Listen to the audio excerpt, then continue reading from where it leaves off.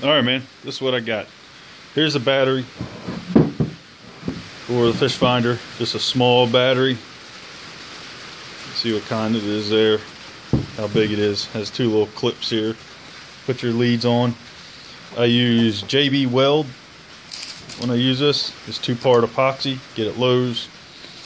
And this duct seal. Pliable stuff, always stays pliable. So you can remove it. And that's what I use to install the transducer. So here is my transducer up in the front of the kayak. I haven't wrapped the wires up and got them out of the way yet, but you can see I just put the transducer down here, flat part of the kayak, kind of out of the way near this foam block.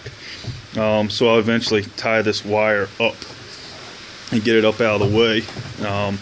So the stuff I pack inside there doesn't interfere with the wire and stuff like that. So the wire goes straight from the transducer and comes up underneath, and I brought it up through the kayak right here. Just drilled a hole right here close to where I mounted my bracket that holds the display for the fish finder. So this duct seal just keeps any water splash from getting down through that hole. So that's the only hole I drilled for the whole thing. This mount here, you can see kind of where I mounted it. Out of the way, that stand assist strap, but you know, up here so I can see it well on the river.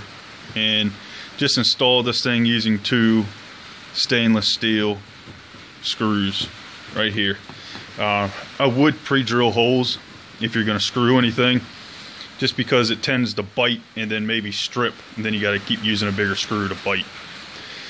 Then if you come back here to the back of the kayak, this is where I installed the battery thingamajigger.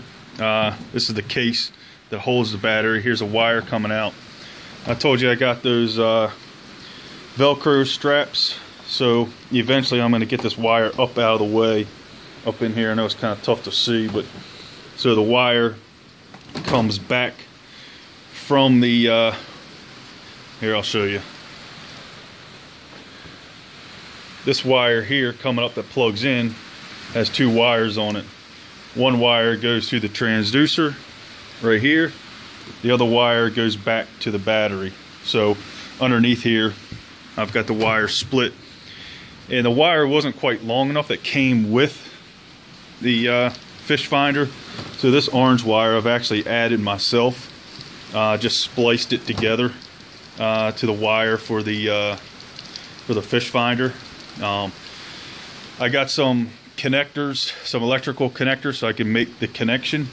That wire, I don't know if you'll need it or not, depends on where you install it. Like if my battery was up in the front of my kayak, I wouldn't have needed to put this extension on. But I put the extension on and put some heat shrink wrap around it to make it watertight. But the battery here, this compartment, I'll try to show you.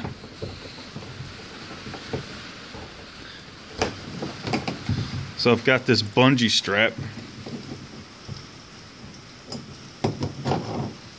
This bungee strap right here.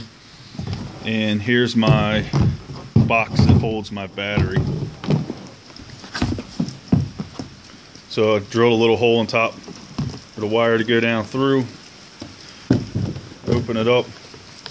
And inside I've got these little foam blocks, just from like a pool noodle, that I cut up so my battery's in there. I can wedge them so the battery doesn't flop around inside the case. Here's one thing I can't remember, dude.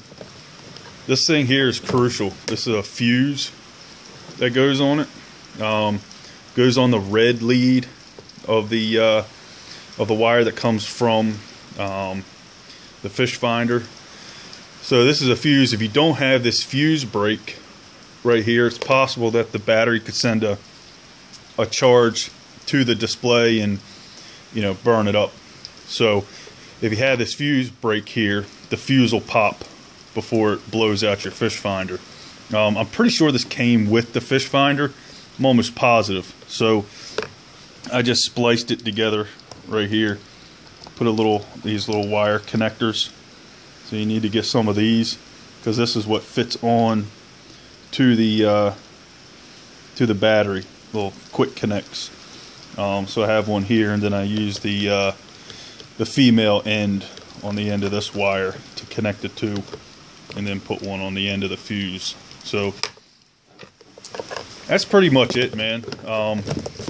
So with the box down in there, I don't know if I can get this camera down here to show you, but I use that JB weld to weld that thing here. The bungee straps hooked to it, and then one on the other side, and the bungee strap goes around the box.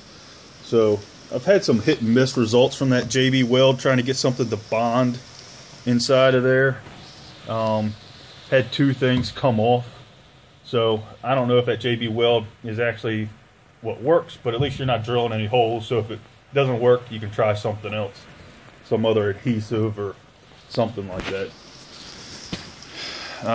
So that's it, man.